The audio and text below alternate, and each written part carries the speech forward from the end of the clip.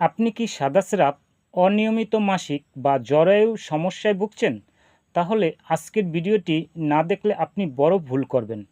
আজ আমি কথা বলবো প্যান্টিনা সিরাপ নিয়ে।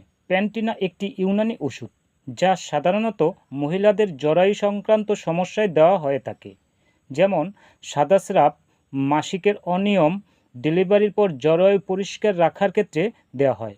প্যান্টিনা সিরাপের ভেষজ উপাদানগুলো শরীরের রক্ত চলাচল ঠিক রাখে, জরায়ু পরিষ্কার রাখতে সাহায্য করে এবং হরমোন ব্যালেন্সে কিছুটা সহায়তা করতে পারে।